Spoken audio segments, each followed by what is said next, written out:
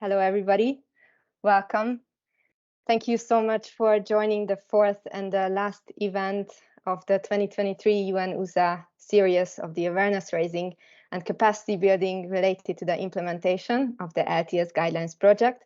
My name is Anil and I'm really glad to have you all listening in today. As you may know, the LTS Guidelines, or the Guidelines for the Long-Term Sustainability of Outer Space Activities, were adopted in 2019 by the United Nations Committee on the Peaceful Uses of Outer Space, or UNCOPUOS. The LTS guidelines consist of 21 guidelines, which are divided into 4 sections, and we have so far dedicated one event to section A, B, and C. And you can find these recordings and summary reports on each event, among many other information on the LTS guidelines, on our project website at spacesustainability.unusa.org. Allow me to also emphasize that we are very thankful for the generous support of the United Kingdom throughout our project phases and activities. And today, in this event, as I mentioned, this is our last event of our series, which means that we will cover the last section of the LTS guidelines, section D, on scientific and technical research and development for the long-term sustainability of outer space activities. The agenda is very similar to our previous events. There will be a short introductory round where each panelist will briefly share their first-hand experience and expertise on a particular aspect of section D, followed by a 45-minute conversation, including questions and answers. So I very much recommend you to please type your questions in the chat so we can address these questions to the panelists. You can really start writing your comments, questions right now, even then continue writing these questions during the short presentation of the panelists as maybe a reflection to their presentation, and then even during the discussion. Please also note that the event is being recorded and the video will be uploaded on our YouTube channel and the project website along the other recordings of the event series. And of course, we have our moderator, as in the previous events, who will lead the discussion further. I'm very pleased to introduce you the moderator of today's event, Thomas Schildknecht, the Vice Director of the Astronomical Institute of Bern University, also the member of the Swiss delegation at UNCOPUOS, and many more. So Thomas, I see you all on the screen. It's really nice to see you. Thank you so much, everyone, for your kind attention. And Thomas, please, the floor is yours. Thank you, Annie. Thanks for the kind introduction. So thanks to everybody. Good morning, good afternoon, from wherever you are following this panel here. And of course, thanks a lot to my panelists for being here to discuss some very important issues. I would also like to thank UN-USA for organizing this event, and last but not least, the UK delegation for sponsoring the event. So I will be your mentor or your guide during this panel, but I would like to start with an introduction from my side to set a bit the scene. So Annie, if you could bring up the slides.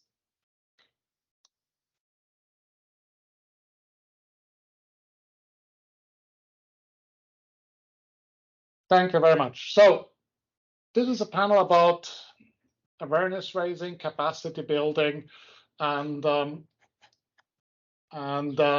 implementation on section D. And if you look at the background of this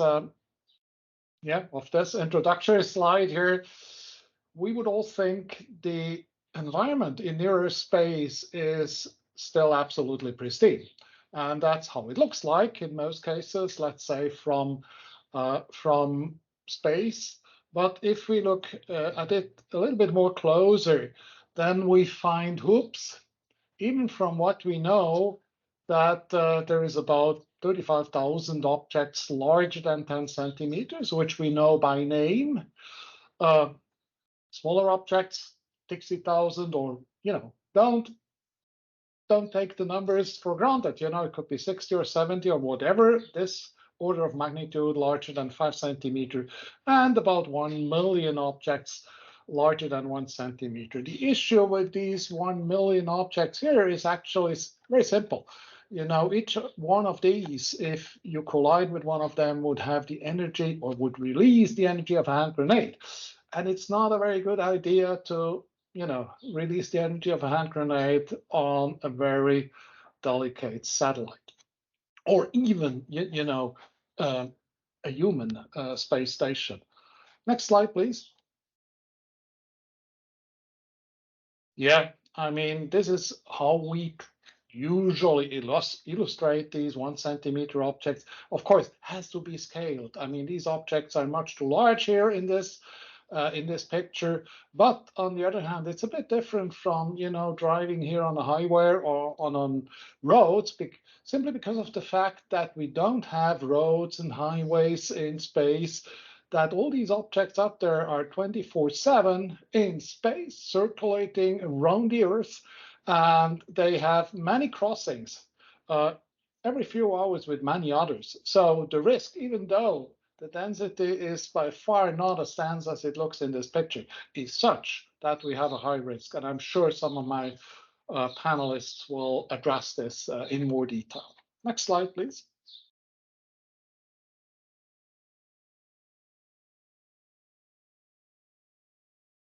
You know, space safety, what I mentioned before, is not the only, let's say, consequence of our activities in near Earth space. For example, this, you know, string of pearl here, which became famous, nothing else than a series of freshly launched satellites from a constellation, which triggered many, let's say, civilians and of course, especially my astronomical colleagues, that oops, will this be the standard situation in near future, that we have, you know, moving objects up there, which first, you know, at first glance, they look nice, you know, it's really, it's absolutely spectacular to see this string of pearls, but just think of having this thing, yeah, all the time and everywhere on Earth. Next slide, please.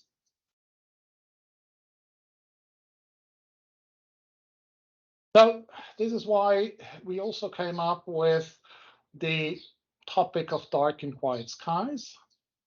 Dark and quiet skies for humankind. As I said, it's fascinating to see these string of pearls, but do we really want to have them all the time? Is the pristine night sky a human heritage? What about scientists? How can we ensure the protection of this heritage? And finally, you know, scientists, they claim that, you know, this pollution, not just in the optical, but also in the radio, might cut us from accessing knowledge about our universe. Next slide, please. Completely different, you know, subject now. Ready for the moon. We all hope that we are ready for the moon next. And on the right-hand side, you see a nice selfie of the Artemis 1 mission with the moon, and if you could go back one, yes, with the moon and the Earth in the background. So this is something which is going to happen soon, and there's a lot of open questions, starting from space safety in the same way as the same questions as we have here in the near Earth space, but also in this particular case, the question about planetary protection. Are we going to protect the moon from our activities? In which sense? And this is another topic we are going to address. Next slide, please. So in order to, you know, address all these open questions, we first of all need to know. So this is traditionally called space surveillance. So we need to see what is up there, discover the objects. We need to regularly track them in order that we know them by name and know their trajectories. We need a physical characterization. What is the type of object up there? And we also need to track the very small size debris, like the 1 centimeters, which are currently not trackable, but lethal when they collide with any of the space objects we have in space, being it, you know, human or robotic spacecraft. Next slide, please. So the environment is certainly something we should care about, the space environment. So as I mentioned, we should know and monitor the debris environment, statistical populations of models, evolution models. How is this environment going to look like in 10 years, in 50 years from now? Then we need rules and regulations in the sense of, we need to mitigate space debris, post-mission disposal rules, collision avoidance. Do we require a collision avoidance capability for each and every spacecraft you send up there? What do we do with the heritage? With all the big abandoned objects which are space debris, which have a high risk to collide and produce additional debris and are a risk for safety and sustainability. So there's ideas, active debris removal or just-in-time collision avoidance. And finally, there's upcoming issues like the protection of the dark skies. Next slide, please.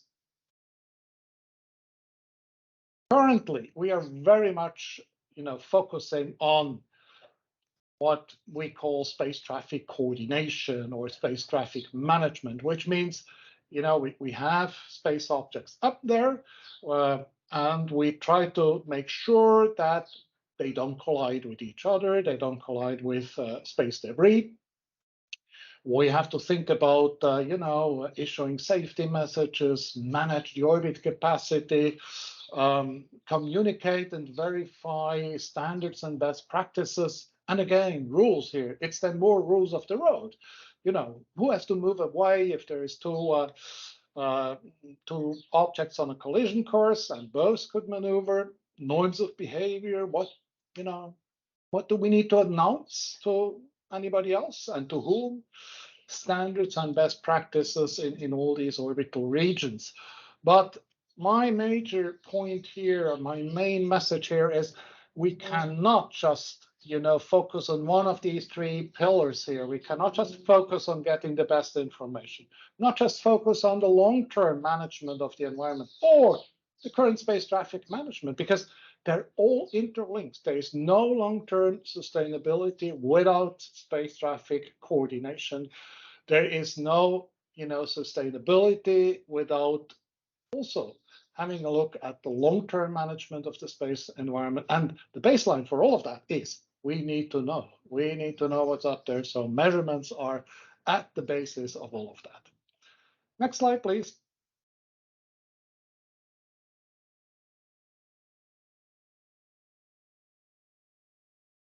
So we are talking today about Section D of the LTS Guidelines. And let me recap these two guidelines. There are only two. D1 is promote and support research into and the development of ways to support sustainable exploration and use of outer space. And this is my personal, points here. There's much more in the text, but, this guideline is asking for developing and promoting sustainable space technologies, processes, and surveys, technologies that minimize the environmental impact, whatever we call environmental impact, and protect the Earth and the space environment from harmful contamination. This is really, more about the environment, and that's the green thing. While D2, investigating and considering new measures to manage the space debris population in the long term, is very concrete. So this is addressing really the evolution of the space debris environment, where the guideline calls for developing new measures to address the evolution and to manage the space debris population in the long term. And very important, to increase compliance with the existing space debris mitigation guidelines, because we see a lot of areas where an increased compliance already would help a lot. Next slide, please. And with that, I think we all have the same aim. It's not that we want to have the space environment totally pristine, but in a sense, like it looks here on that picture, it should be sustainable. It should be in a way, we should use it in a way that our kids and grandchildren can still use space in a safe way. And with that, I conclude my introduction. So this brings me now to our panelists, and I would really like to invite all of you to put questions into the chat while the panelists are coming up with, let's say, their background, their very specific view with their concrete background. And first, I would like to call Chyi Liou. He is the chief scientist for orbital debris at NASA. So, Chyi, the floor is yours. Thank you, Thomas. Can everyone hear me okay?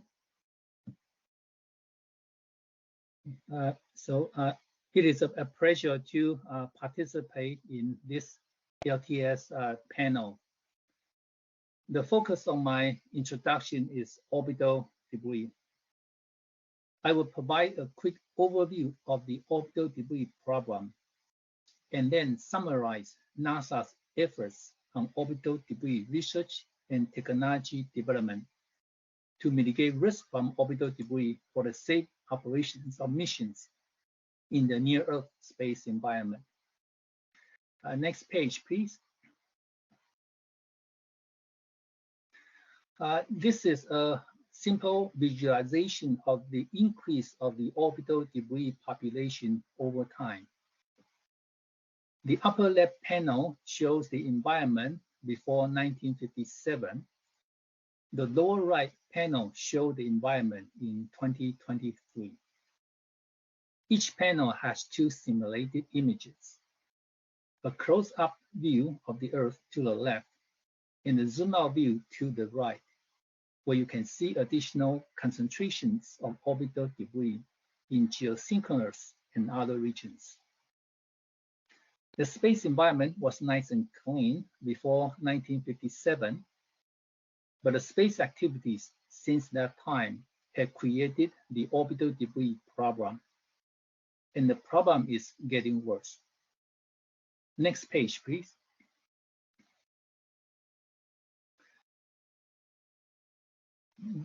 The largest objects in space are tracked by the United States Space Force. They use their global sensor network to track more than 44,000 large objects in space. About 27,000 of them are larger than 10 centimeters, which is slightly larger than a baseball. But the orbital debris population is not limited to the tracked objects. The large tracked objects only represent the tip of the iceberg of the orbital debris populations. There are many more debris too small to be tracked by the DoD sensors, but large enough to threaten human spaceflight and robotic missions. Additional ground-based radar measurements by NASA indicate that the debris population is about 500,000 at the 1 centimeter level. The population is on the order of 100 million at the 1 millimeter level. So why do we care for such small debris? The average impact speed between two orbiting objects in low Earth orbit is about 10 kilometers per second, which is more than 10 times the speed of a bullet. And because of such high impact speed, even very small debris can cause serious problems for space missions. Since there is more small debris than large debris, as you can see from the numbers here, mission ending risk to most robotic spacecraft is actually dominated by small millimeter-sized orbital debris. In terms of mass, the amount of material in space has exceeded 9,500 metric tons. Next page, please. So how did we get to where we are today? This slide shows the historical increase of the catalog populations. The top curve is the total number of objects as a function of time. The four curves below the total show the population breakdown. Fragmentation debris in magenta, spacecraft in blue, rocket bodies in green, and mission-related debris in orange. Fragmentation debris has dominated the population almost from the very beginning. The three major jumps are from the anti-satellite tests conducted by China in 2007, the accidental collision between Iridium-33 and Cosmos 2251 in 2009, and the anti-satellite test conducted by the Russian Federation in November 2021. For spacecraft, the blue curve, about 3,000 are retired spacecraft and about 8,000 are operational. The recent increase in the spacecraft curve is due to CubeSats and large constellations. Next page, please. Orbital debris has been included in every US national space policy since 1988. NASA was the first organization in the world to develop specific orbital debris mitigation requirements for near-Earth space missions. NASA also led a US government interagency working group to establish the US government orbital debris mitigation standard practices.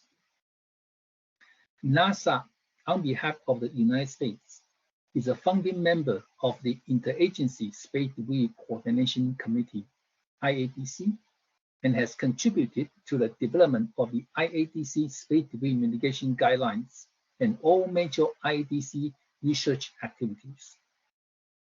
In addition, NASA has supported the US government delegation to the UN COPIUS and COPIUS STSC to develop the COPIUS Space Debris Mitigation Guidelines and the COPIUS LTS Guidelines.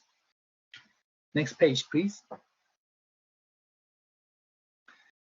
NASA has led the scientific and technical research on orbital debris for more than 40 years. Our key efforts include monitoring the ever-changing orbital debris environment with radar, optical, and in situ measurements, and using the measurement data to develop orbital debris modeling tools for mission support, such as mitigation compliance and reentry risk assessments. We also use the models to explore measures for long-term environment management.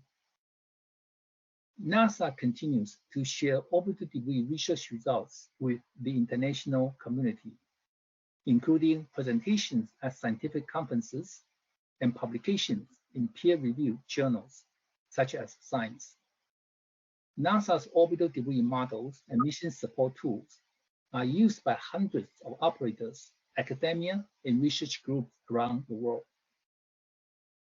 The NASA Orbital Debris Quarterly News also has more than 1,900 subscribers from the space community. In summary, orbital debris is a global problem, and the expectation is that the problem will continue to get worse. NASA and the United States are committed to work with the international community to mitigate risk from orbital debris to support sustainable space activities in the near-Earth space environment. Thank you. Thank you, Chyi.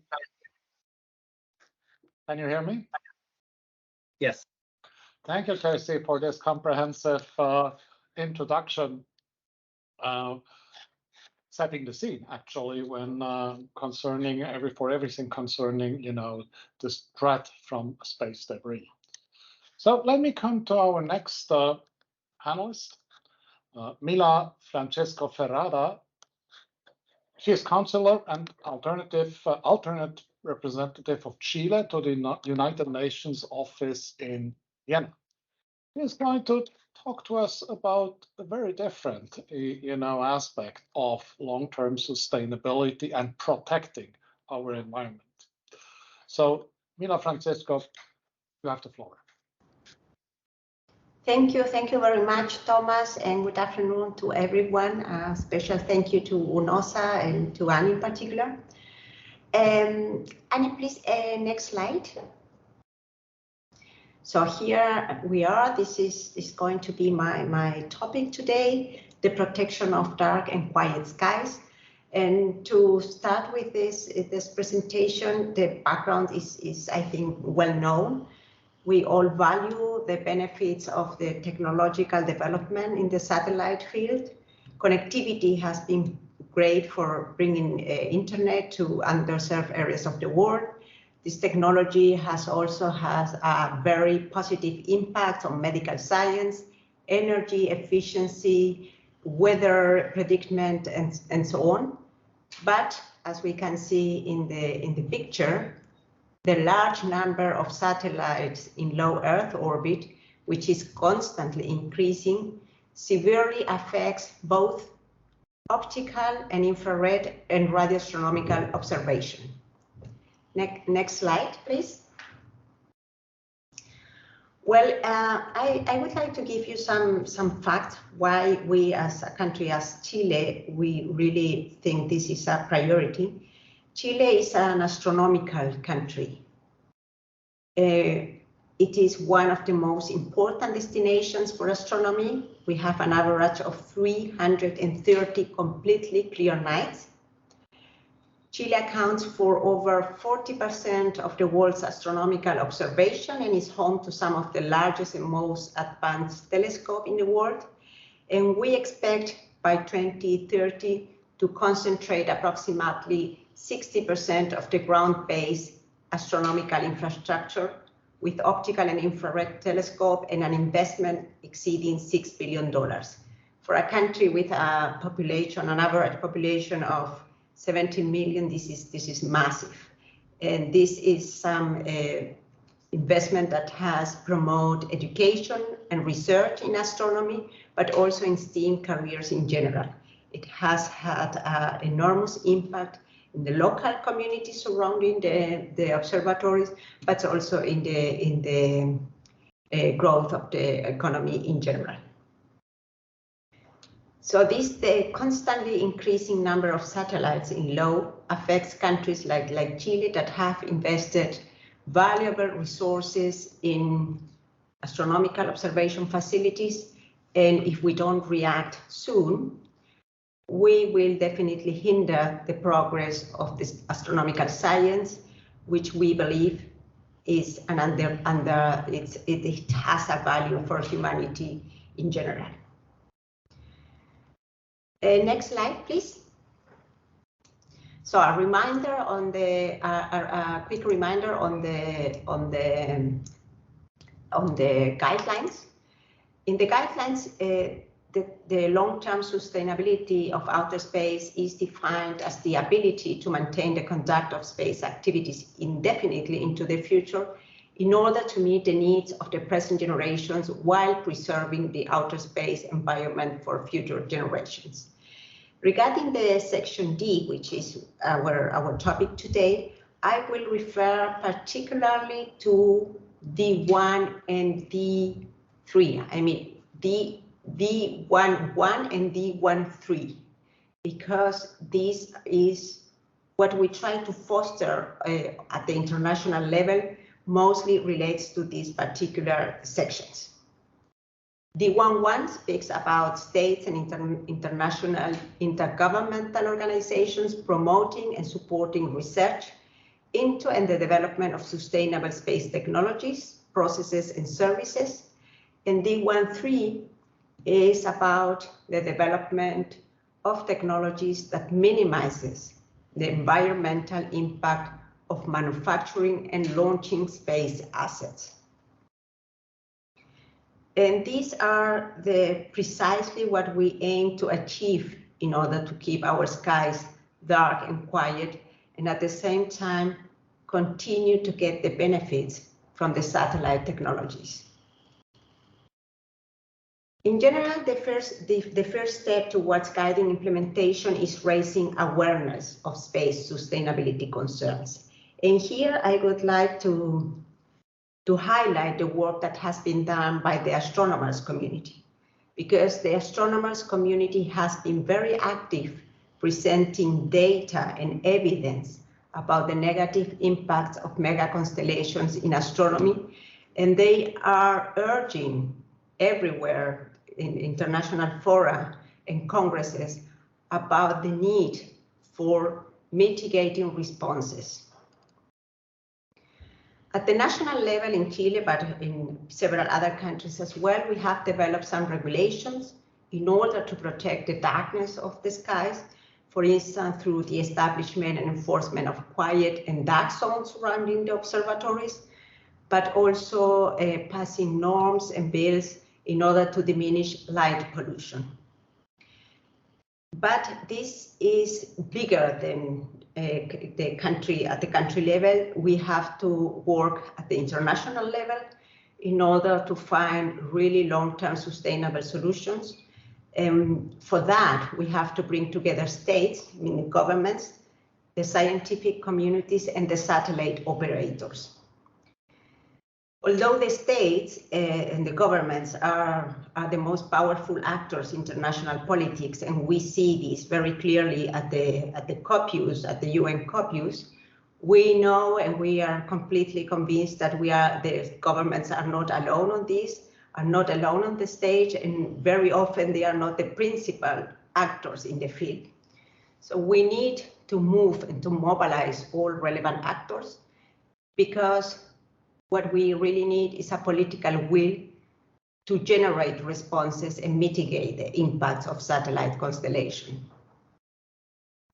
Together with states like Spain, South Africa, Bulgaria, Peru, Slovakia, and the Dominican Republic, so really across different regions, and also with the observers from the International Astronomers Union, the European Southern Observatory, and SCAO, we have been advocating for the protection of the dark and quiet skies, particularly in the UN COPUs. And we are making great efforts to bring this and to try to bring this into COPUs, which has not been easy. What we would like in COPUs is twofold. The establishment of an expert group. An expert group is an open group. It's not only intergovernmental, but it's a setting where you have the industry, observers, astronomer community, scientist community, and the states together in a space together where they can discuss, provide guidance, facilitating cooperation, and more than that, to recommend and to maybe produce some guidelines. And additionally, we would like to have the inclusion of a dedicated agenda item on dark and quiet skies, so that the expert group can report on its progress, findings, and recommendations.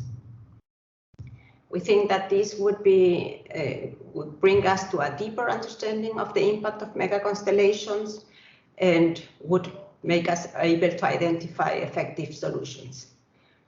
However, we are not there yet. We have not been able to reach consensus. Consensus is the only mechanism at the UN COPUs, we know that. But we have found more and more support from countries across all regions, and I'm personally optimistic that we will find a way to move this forward. It's of course a complicated balance, because we have to accommodate everyone, nations that have important and large satellite industries, nations that have astronomical facilities, and also nations that are new space actors with different goals in terms of technological development. And it is not easy to bring all these different interests together, but it's the only way to be able to move forward and to make concrete proposals at the international level. Thank you, Thomas. Thank you, Mila, for this very nice overview on a problem which I have to admit, was not on the radar of many of us for many, many years, because it was also not as urgent as right now because it came up with the upcoming large constellations. So the next panelist I would like to call here is Maria-Paz Orzano. So she is a planetary physicist, senior research scientist at the Center for Astrobiology at the National Institute of Aerospace Technology and Space. And she's going to talk to us about, again, a very different subject, namely how, we protect the planets or whatever type of bodies we are going to visit out there. So, Maria-Paz, please, the floor is yours. Thank you. Good afternoon, good morning, everyone. I'm a researcher, so my background or the way I approach the sustainable exploration of space is slightly different. My background is in physics, and I'm mostly involved in the exploration of Mars, where the community it's in particular trying to look for life or signatures of life or prebiotic molecules. So everything associated with the research of life is the kind of investigation we're interested on and we want to preserve. So we're going to go back to the guidelines and again look in particular to the topics covered by D.1. And the areas where I have a bit of experience in research are the topics 1 and 4. In topic 1, the way we are working currently is on investigating and designing new methods for in situ resource utilization, namely, if we're going to go to Mars with humans in the future, can we extract water, can we extract oxygen, can we build structures with materials that are there? And I have a few slides which I will just keep for later. If you have any questions, I can share them. But the topic that I would like to use for the introduction is concerning the item number 4. And here we're going to talk about protecting from harmful biological contamination. So we have heard about orbital debris, which to our eyes is clearly harmful. But when we talk about investigating the solar system and looking for the signs of life or the origin of life, we want to make sure that we keep the environment pristine, that with all the sustained exploration that we are keeping, different nations, different sectors of industry, we keep this environment non-contaminated from terrestrial bioburden, terrestrial life. And the other way around, if there is any mission where we bring something from outer space to Earth, we want to guarantee that we are keeping the environment of Earth pristine. And when we investigate about that and when we design the measurements to implement that, we're talking about planetary protection. So in this regard, planetary protection is only about biological protection. Now, the organism that is defining the recommendations based on scientific knowledge for this is the COSPAR Planetary Protection Panel, and it's defining the policy based on the latest state-of-the-art research to make sure that we guarantee that when we investigate extraterrestrial life forms or precursors or remnants, we don't jeopardize that research. We don't bring terrestrial life that can proliferate and then we're covering everything with our own fingerprints. And the other way around, as I said before, the Earth must always be protected from potential hazards. Anything that is brought from space, in principle, until we know what it is, it has to be treated as if it was hazardous. And when we define this, we consider every mission on a one basis, and we define what are the control procedures and the contamination reduction procedures and how to document everything. And then the COSPAR Planetary Protection Panel gives advice to every space agency. And this has been done already since the 70s on Mars with the Viking mission, the Viking landers from NASA, and the similar procedures have been applied to the following missions to Mars. This is also applied to other objects like the moon, but in generally, we're really concerned about environments where there are signatures of water, because water is a requirement for life, as we know. So based on research on Earth and all our current knowledge of life as we know, the size of the organisms that we are hunting or we're trying to prevent from dispersing is extremely small. And as you can see, we have to tackle things that can be as small as 100 nanometers if we talk about viruses. But in particular, we have to make sure we have a physical barrier for things that are of the order of 1 micrometer. And that is done by using filters. We also have to use sterilization methods, because wherever we are on Earth, there's always a presence of life. Even among ourselves, in our own human skin, there are orders of magnitude more of organisms with different DNA from ours own, and we are disseminating it wherever we do something. So this is the kind of traditional image that you have in mind when you see the assembly of a spacecraft. This is one of the examples of the spacecraft that have been launched to Mars.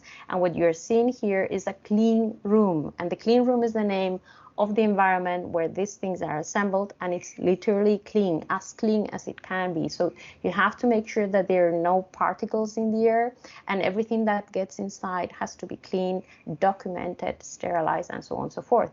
And the people that are doing this work, the engineers, they have to wear a clean garment, and they have to be always going through different barriers to make sure that there is no contamination coming from outside to inside. Now, this has been done systematically on every space mission to Mars. This is an example now of the European Space Agency ExoMars parachute. It's one of the biggest surfaces that is going to be sent to Mars from Earth. And as such, we have to make sure that there's no bioburden contamination on that. And one of the standard procedures that are used to reduce the bioburden, the contamination, is simply by heating. We know when we have babies at home and we want to sterilize the things we're giving them, we boil them, we put them in boiling water. Now, it's much more effective if we do this in a dry heat oven. And depending on the amount of time and the temperatures that we are applying to this hardware, or in this case parachute, then we know that we're reducing by orders of magnitude the amount of viable spores. But not only do you have to keep everything clean, you also have to sterilize your hardware, and then you have to document and demonstrate that things are clean. And there are procedures that are standards and have been defined for everyone to follow them. And the procedures tell you that once everything has been cleaned, you have to wipe it with a piece of cloth or with a swab. And then you have to put that into an agar media, like you're seeing here, into plates to demonstrate that it's actually clean, that there are no colonies growing after 3 days. If in the example that we were seeing before, after 3 days, you actually get these 3 dots on the Petri dishes, this would mean that your spacecraft is dirty and you have to sterilize it again. You wouldn't have green light to send this spacecraft to a place like Mars. So this obviously requires the involvement of every actor in a space mission to Mars, from instrument developers to the engineers in the assembly room, everyone that is transferring the spacecraft to the launch pad. Everyone has to be educated to know how to handle planetary protection measurements. And finally, once you get everyone involved, then you're guaranteeing for the future that if you have these 2 arid landscapes in 2 different planets, the one on the left is Mars and the one on the right is the Atacama Desert in Chile. So both of them are clearly arid, and to our eyes they are not inhabited. But in truth, we know from experience when we go to Atacama that there is life in this soil. And therefore, we want to make sure that in these 2 biospheres, we keep them always separated, and we don't bring anything to Mars from Earth that could proliferate. And the same way around, we make sure that whatever we bring back from Mars is always kept within containment.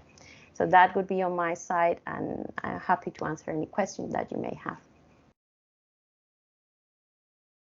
Thank you very much, Maria-Paz, for, again, a very different aspect of, let's say, protecting the environment in general. So yes, I mean, I mentioned measurements are at the, at the bottom of everything we are going to discuss here. And so with that, I would like to introduce our next panelist, which is Akri Moin. He is a senior affiliated scientist and associated professor at the National Space Science and Technology Center, United Arab Emirates University. So Akib, the floor is yours. All right, thank you very much, Thomas, for the kind introduction. And I really enjoyed the presentations made by my esteemed colleagues earlier. And I'm particularly glad because that actually sets the stage in a very right way for me, because there is going to be a little bit of a digression from what has been spoken so far. So I'll be speaking mostly about so we spoke about the measurements and what we need to do in order to achieve all of these outcomes. So I think that please allow me to share my slides. What I'm going to speak about is sort of like an operations flow and the technological R&D, which actually goes into that measurement and observations campaign. And then I will probably take it more towards what kind of a massive effort from all stakeholders it requires to actually make a reality. So with that, I'll just quickly share my slides with you guys.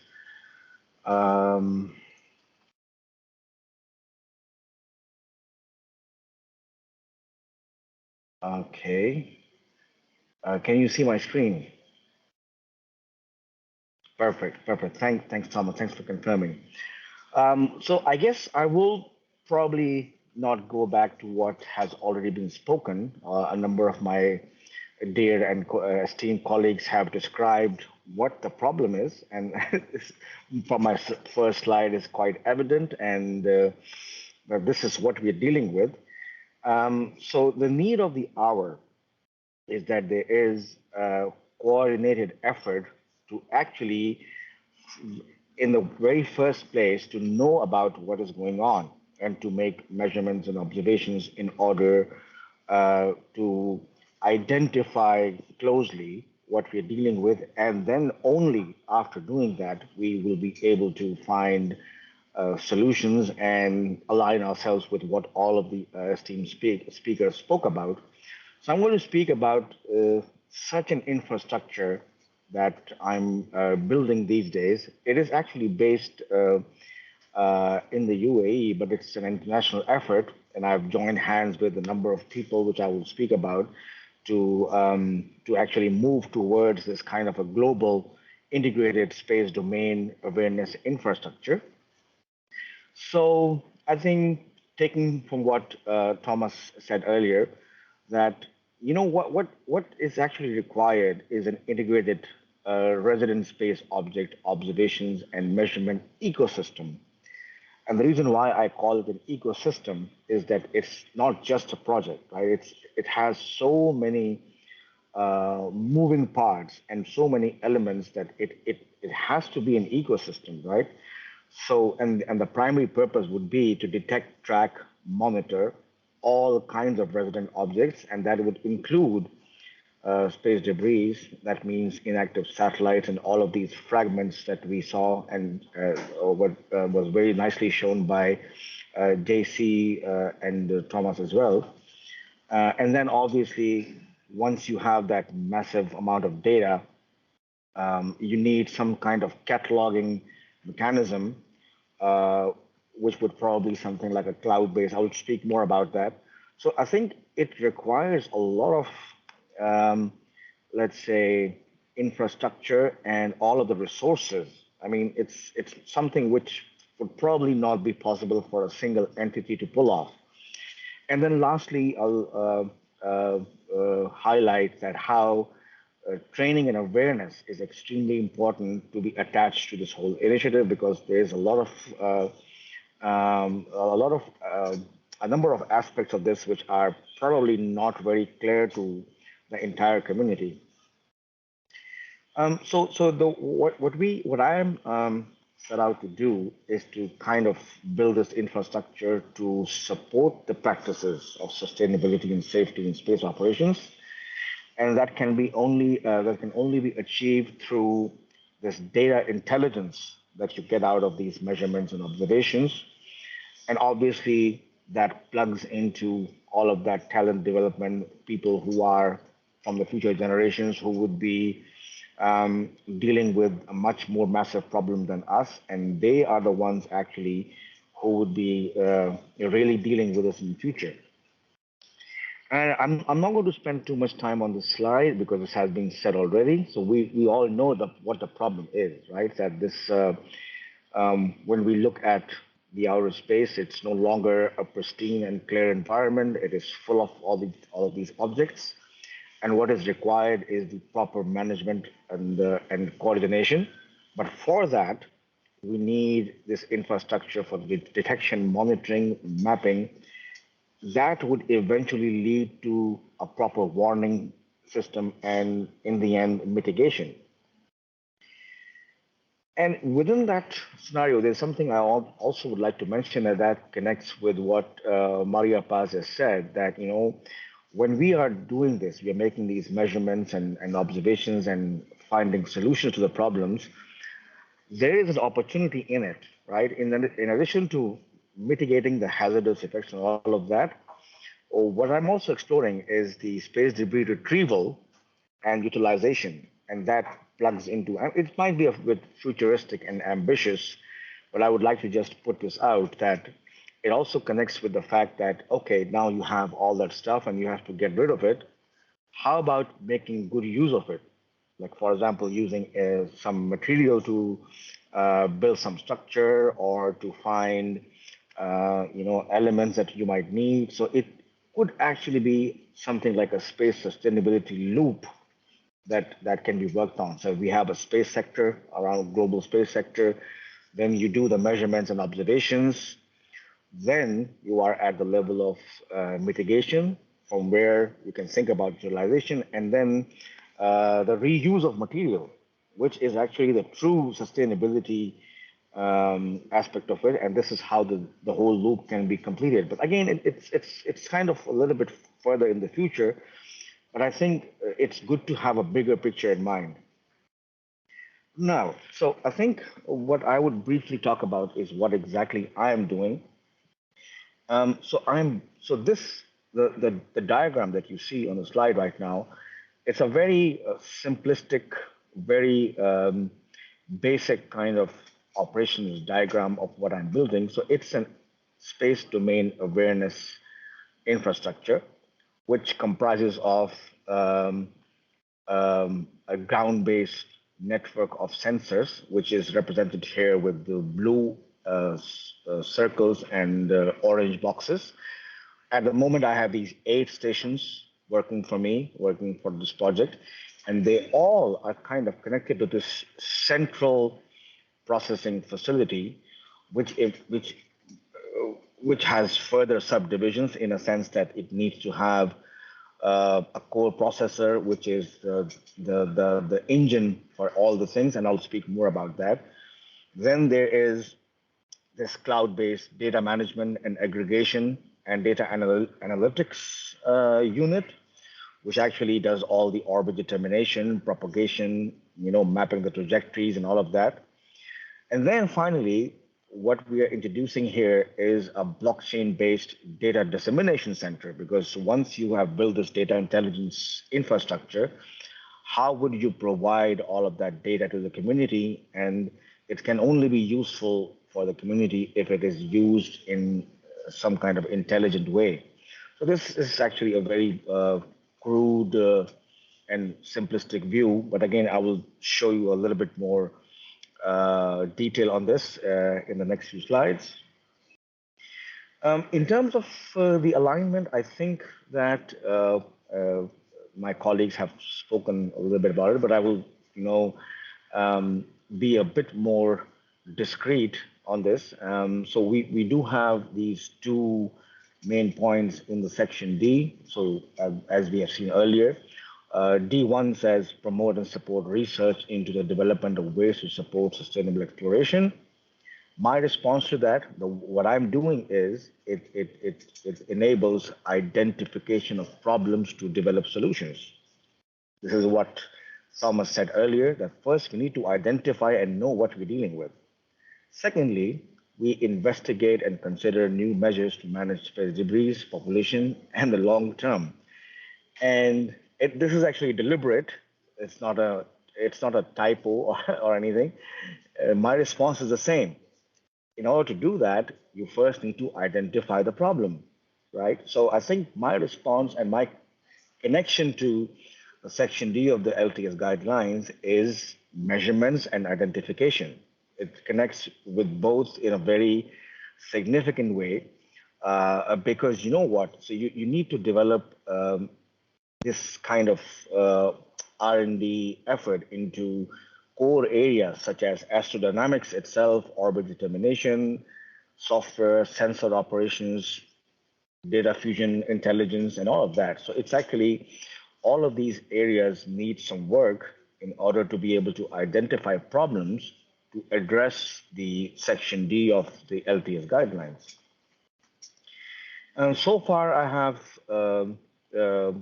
have joined hand with a number of entities, for example, EPFL in Switzerland, Privateer in the US, University of Texas, Cislunar Industries in the US, Moon Earth Station, and the collaboration is now growing. I do have some supporters in the UAE as well, and I'm hoping that, you know, beyond what I have now, I'll be joining hands with others. For example, UNUSA itself. There could be some more extended discussions and collaboration on that. And you know, the infrastructure that I showed you earlier, after deploying this kind of infrastructure, I was able to do the first pilot campaign on a few geosynchronous satellites, right? So, so what we did is that we used 5 of our stations. One of them is in Chile, the other one in the US, one in Geneva, Geneva Observatory, and 2 of them were in the UAE. So what we did is that we chose 5 non-operational geosynchronous satellites, right? And we wanted to see that what exactly are they doing in orbit right now, and if there could be a hazard. I mean, we picked a geosynchronous satellite because they are kind of like an easier target to detect for a pilot study. And I will show you the results of this campaign. So we did, we conducted the observing of these 5 satellites. One of them was Intelsat 902, UFO5, MSAT M1, and so forth. And we were able to detect all of them. And we saw that what exactly are they doing in the geosynchronous belt. And I will show you in a moment what we found out. So what was needed for us to be able to conduct this kind of observing? So this is what I called my operations flowchart, right? So this is kind of, and the reason why I'm showing this is that what does it take to continuously conduct this kind of operation and make measurements to know what's going on, right? So you need an observation unit where you schedule the observations and you have target lists and you have the scheduling and everything, which actually feeds into a network of stations, which is shown in the shape of a cloud here. And at the very center, what I call the CDPU, that's the Central Data Processing Unit, in which all of the astrodynamics is happening, which is the astrometry, finding positions, determining the orbit, propagating the orbits into the future, and then conducting the analysis to see what the trajectories are like and what are the chances of collisions and what are the maneuvering requirements and so forth. Beyond that is something that I'm still working on, that is the proper cataloging of all of that data, and then a mechanism to distribute that data through blockchain. And eventually, what I'll be looking at is the AI-based decision-making solutions, which would be, let's say, sort of like a system to execute what is required to be done if you have, let's say, a potential collision event or some kind of, crossing the paths, if you like. So this is what we did. This is one example that we were able to track this satellite using these 5 stations. And with that, I will take you to a short demo of what we found out. So if you look at this screen and if you look at the plot on the top right, you will see a blue dot. And that's what you would expect a geosynchronous satellite to do. It should be at a fixed position on the sky with reference to any ground station. But when we observed these satellites, they were not doing that. What was it doing? So let me propagate that satellite over, let's say, some number of days. So if I run this, I hope that it works. It'll take just a few seconds. There you go. So you really don't see that geosatellite to be in one position where it's supposed to be. It's actually drifting across the longitudinal axis, and within this geosynchronous belt, there is a risk that it might just strike any of the other useful satellites that are operational and that are an asset for whoever the operator is. This is just one example, right? And I identified 47 such satellites which are wandering aimlessly, right? And so if we were to observe and detect all of them, it requires much larger processing power and much bigger effort. And you need to basically do that for the entire near Earth space, right? You need to do that for the low Earth orbit. You need to take a look at the medium Earth orbit and the geo orbit, and then you need to push yourself to the detection of much smaller objects, which is, as we saw earlier, 5 centimeters, 10 centimeters, or even much, much smaller. So my effort now is to kind of expand this network as far and wide as possible. So I'm working with a few like-minded people around the world to see that if we can have these observing stations, and it doesn't have to be that we deploy newer stations. We have optical telescopes all over the world. So if we could just join hands to do continuous monitoring of these objects from all over the world, you will not only increase your cadence, but you are increasing your sampling of the orbits of these objects, right? So this is a truly multidisciplinary, multinational, and multi-instrument effort, right? None of the entities can do it on their own.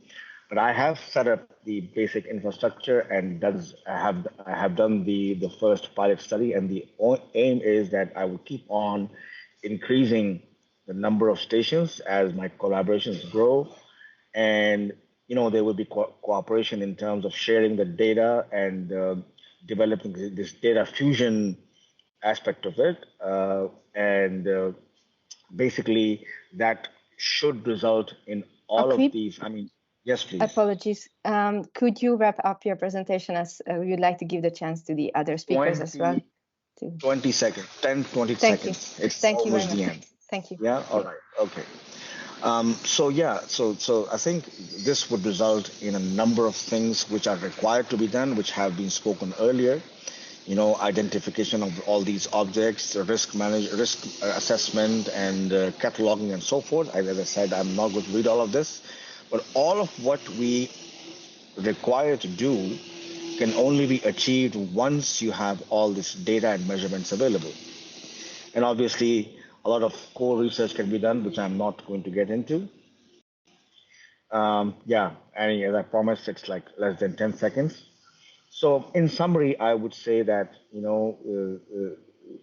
the compliance of Section D of the LTS guidelines require on-ground efforts to make all these measurements and observations, and it's a huge undertaking, and it's highly multidisciplinary. So a lot of efforts in various areas of science and technology and research and development needs to be done in order for this to feed the space sustainability narrative and move forward in the future with the safe and secure exploration of space. With that, I would end here, and we can discuss further later on. Thank you very much. Thank you very much, Akib, for this very detailed summary on what you're doing in terms of observations. I apologize for taking extra time, Thomas. Sorry about that. So, given this, without further ado, I would like to introduce AK Anil Kumar. So he is Associate Director for Telemetry, Tracking and Command Network, the ISTRAC of the Indian Space Research Organization, ISRO. He's going to tell us about Indian efforts, to foster research and sustainable use of outer space. So, Anil Kumar, please, the floor is yours. Yeah, good evening, good morning to all. Thank you, Mr. Thomas. Also, let me thank other panelists who has already made the background for my talk, my presentation. I will be touching upon only on India's efforts for long-term sustainability of outer space. Now, next one, please. India's main focus is on safeguarding Indian space assets and containing the proliferation of space debris. India places a high priority on the safety and sustainability of outer space activities and committed to the implementation of the UN LTS Guidelines in its space activities. Can you go to the next slide? Tracking and monitoring capability coupled with the data processing and analysis further supplemented with earnest mitigation efforts from the bedrock of India's efforts towards ensuring long-term sustainability of outer space activities. This ISRO system for safe and sustainable operations management, this recently developed in-house system to safeguard Indian operational space assets and ensure sustainable space operations. Many areas it is working on, including space object proximity analysis, risk mitigation through collision avoidance, launch SCOLA, re-entry analysis and impact predictions, space object orbit determination, object characterization and cataloging, and post-mission disposal of spacecraft and upper stages, which complies with the UN and IADC debris mitigation guidelines, and various activities on R&D of space debris, space weather, and near-Earth objects. India has come out with India's new space policy 2023. It reiterates the need for efforts leading to the sustainability of outer space for the benefits of humankind. Go to next slide. India voluntarily adopts international guidelines and standards recommended by the UN and IADC to the maximum extent feasible in all its space missions. In particular, India does all failure modes analysis to avoid any malfunctioning of propulsion systems and pyro systems during the operational phase, and also various efforts to comply with the Liou post-mission disposal guidelines. If you see our GSLV rocket bodies, which are launched to satellites into GTO, have lifetime less than 25 years. The design is such that lift-off time is selected such that the lifetime will be less than 25 years. And recently we have deorbited 2 LEO satellites at the end of life, minimizing the post-mission lifetime. PSLV C-38 and PSLV C-40 upper stages, we have deorbited at the end of the satellite injection, and it has re-entered within an year. Recently, 2 months back, we had done an experiment of controlled re-entry using the megatropics at its end of operational life, and it has successfully impacted on the deep Pacific Ocean as designed. We have carried out many R&D efforts policy aspects, design and execution, such as deorbit on a fixed schedule, plan proper replacement of satellites at the end of life.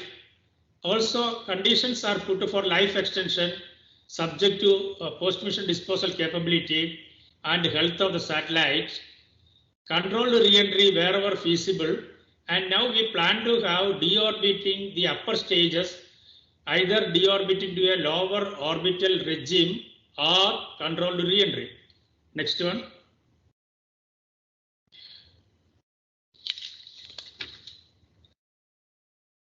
In a nutshell, the crowding the Earth orbits will exacerbate the challenges associated with operating in a congested, and competitive outer space.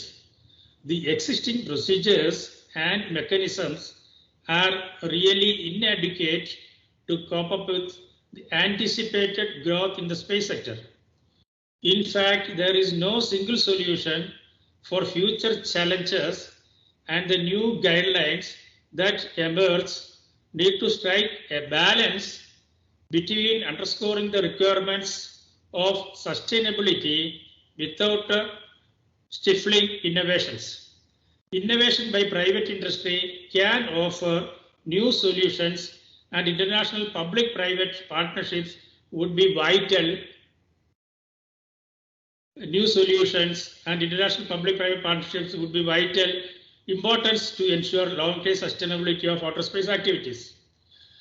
ISRO has initiated, considering the D section of LTS guidelines, ISRO has initiated development of environment-friendlier technologies for space, such as usage of green propellants for its launch vehicle and satellite propulsion. Ammonium dinitrate and hydroxyl ammonium nitrate based monopropellants and hydrogen peroxide and kerosene based bipropellants are being actively studied, and many ground tests have already gone, and we are in the process of making suitable engines. Then section D.2, we know that international cooperation and data sharing are of paramount importance for long-term sustainability of space environment. Passivation of launch vehicle upper stages at its end of mission, monitoring atmospheric re-entry of upper stages, operational collision avoidance mechanisms, post-mission disposals of Liou satellites, followed by passivation of all energy sources. And also we are taking specific initiatives for post-mission disposal of Liou satellites like deorbiting and also controlled re-entry. Mission designs for controlled re-entry of all upper stages are in progress. Next.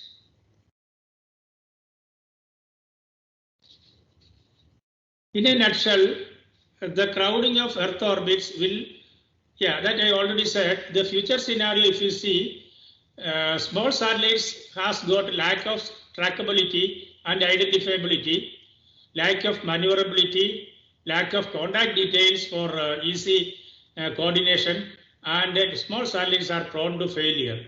So it is necessary that we have to have some space traffic management and space domain awareness regarding small satellites and large constellations.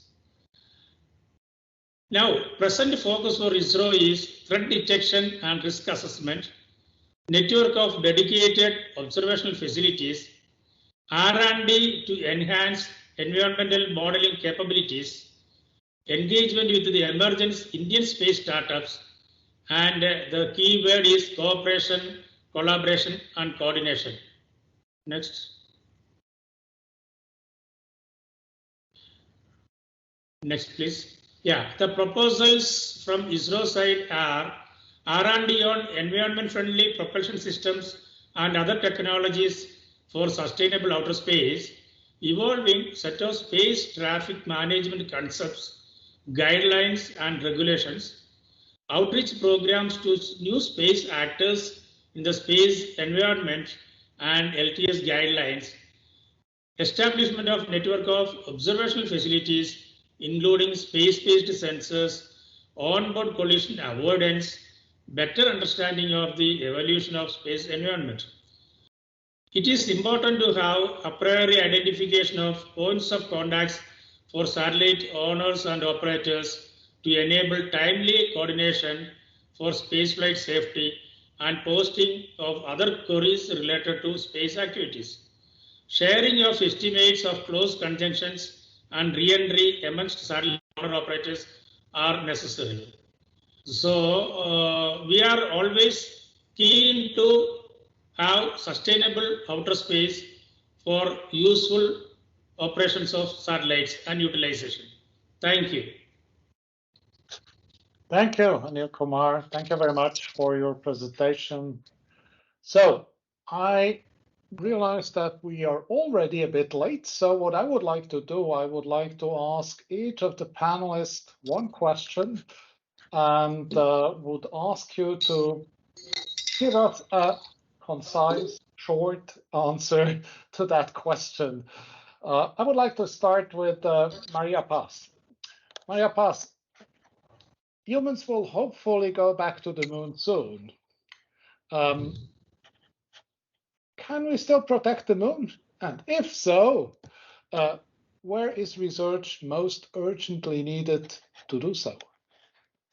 Right, thank you. So first of all, when we talk about protection or planetary protection at COSPAR, we are referring to biological contamination. Okay, so we want to make sure that we don't allow for microbial communities from our terrestrial environment to proliferate elsewhere. Now, the moon has water, which is something I said it's needed, but it's frozen, it's in the polar regions, it's located. So the way we are proposing to protect the moon is by delimiting some areas where there are more stringent conditions for landing, and those are mostly the polar regions.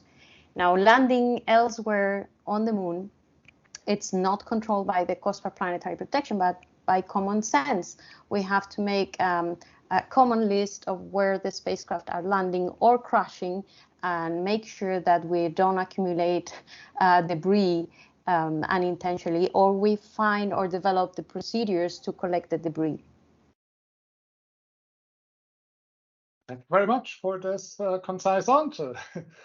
So, JC, when it comes to the orbital debris problem, which challenges posed by this problem would benefit most from, let's say, enhanced investment in research? What is your opinion? Where should we invest in research?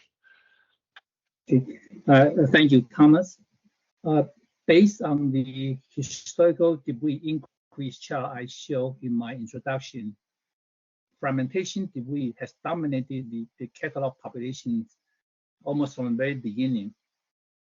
And fragments from accidental explosions have dominated the fragmentation debris population.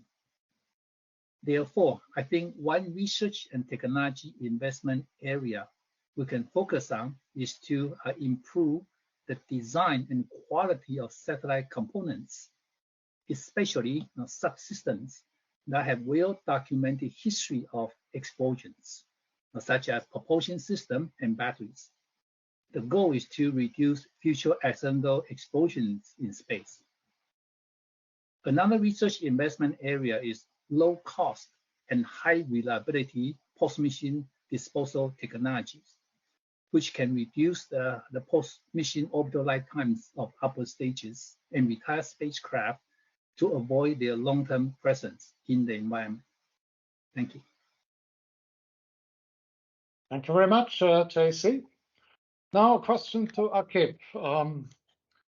In which fields of your ecosystem, we all understand that's a huge system, but in which fields, if you have limited amount of funding, would you invest because you think it's having the best cost-benefit ratio to support sustainable exploration and use of outer space?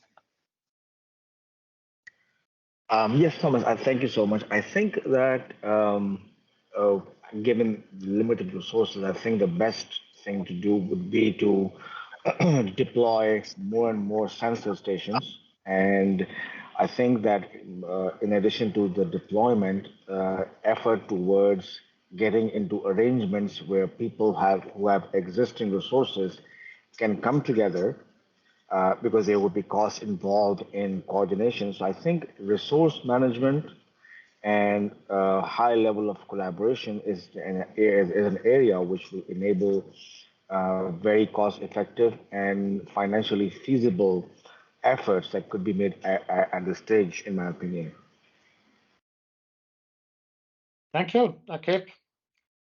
My next question goes to Mila. There's still a lot of open questions, I guess, in this field of protecting dark and quiet skies on both sides. On the side of the astronomers who need to understand the impact of what's going on there, and on the other side, perhaps open question on the technology basis. What do you think? Where would we require more research in the domain of, or particular research in the domain of dark and quiet skies? Thank you, Thomas, for the question. Well, yes, there are several open questions that could benefit, of course, from more research, and this includes not only the specific impacts of satellites on astronomy, but also how this works on the accumulative effects.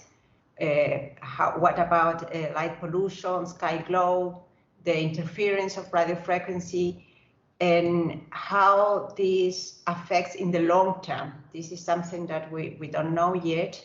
And also what strategies might be effective and if they really work.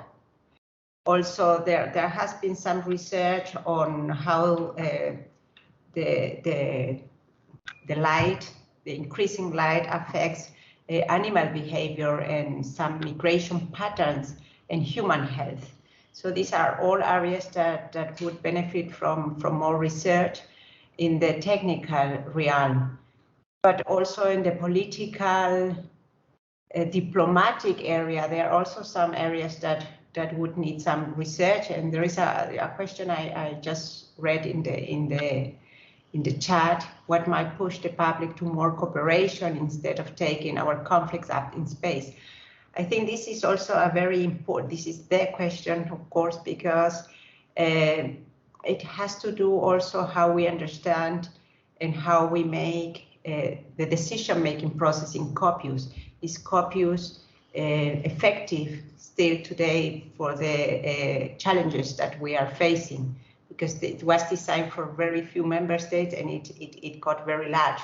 So these are some areas that I would mention. Thank you, Thomas.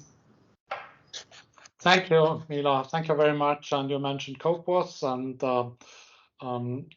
yeah, our failure to come up with the agenda item and the expert group for dark and quiet skies because of many reasons.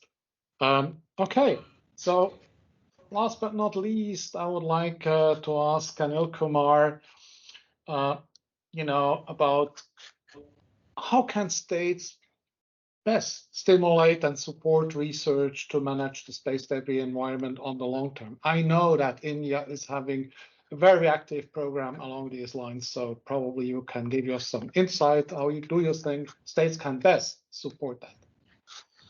Yeah, thank you, Mr. Thomas. The main points regarding this question are, first of all, international collaboration, cooperation, coordination, and data sharing between the spacecraft operators and owners. Very important is more and more observational facilities, because our environment is growing, tremendously growing, and we require more and more observational facilities to track space objects to avoid any future collisions and fragmentations. Perfect space domain awareness and suitable space traffic management systems are necessary. Otherwise, long-term sustainability cannot be achieved. One important factor is the space industries. In fact, private, non-governmental entities, they can play a major role in R&D of space activities of any state. So state need to support all private industries with facilities as well as research accessories or laboratories to support the space industries so that long-term sustainability can be achieved. These are the main points I can talk. Thank you. Thank you very much. And with that, we are almost at the end. I would like to hear from each of you, a short 30-second statement, the most important message you would like to transfer to the audience right now. And I would like to start with Akib. 30 seconds. Yeah, short time is always tougher than speaking for hours. Anyway, I think what I would say is I resonate very much with what Anil was saying earlier. It is just a matter of collaboration, cooperation, and resource sharing if we want to ever move towards true sustainability. And I think I also agree with the fact that it is not just the responsibility of government entities and agencies, private partnerships, and institutional research is going to play a key role in it. So I think my one-word message is enhanced collaboration and cooperation. Thank you very much. JC?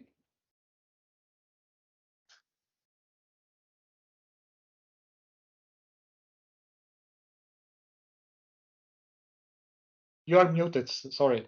I guess you are still muted. No. Okay. Yeah. Okay, how about now? Right. Okay. So sorry about that. So we have good policy and best practices internationally to limit the generation of new orbital debris, such as the IADC and the copious space debris mitigation guidelines.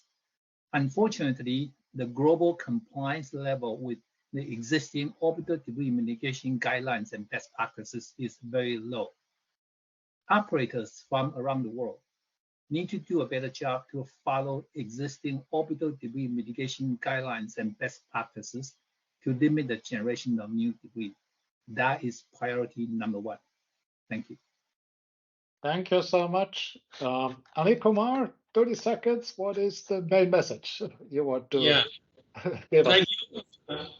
Very simple. Let us handhold all the states and the private industries and national agencies together to have space for all, and actually space is for all, and let us have a sustainable space by properly doing the research and development and also observational facilities for safeguarding our space assets, also to support the humankind. Thank you. Thank you very much. So, Maria-Paz, what do you think is the most important message? Well, in addition to cooperation, I would like to encourage to promote sharing the data publicly, documenting all the processes so that other institutions can use that to educate the next generations. I think there's a lot of information, but sometimes it's just not properly documented and it's not available online. Thank you. Thank you very much. And last but not least, Mila, what is your final statement? Yes, thank you. Well, 30 seconds. Just imagine how your life would be if you wouldn't be able to look at the stars anymore, to a dark skies with hundreds and thousands of stars. The stars, looking at the stars is not only beautiful, but they have been a source of inspiration for humankind, and we have to protect them. Thank you. Thank you so much, and I think that's really a very nice statement to end our panel. And with that, I would first of all like to thank all the participants, the audience here, all my fellow panelists. Thank you so much for this interesting insight in the different aspects of, let's say, the research and development we need in order to make our space operations safe and sustainable.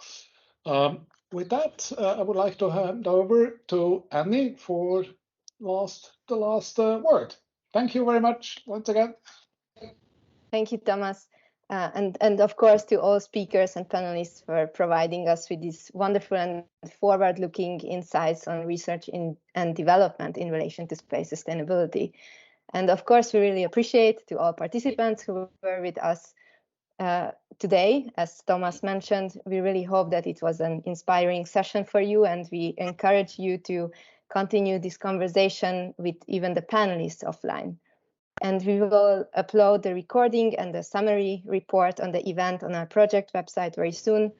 And as a heads up that we are also coming up with some new features on our website. So look into our website and also on our social media channels for more information soon.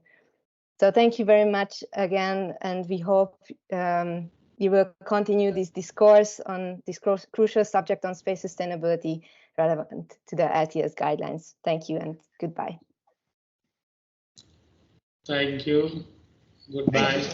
Goodbye. Thank you all. Thanks, everybody. Goodbye. Bye.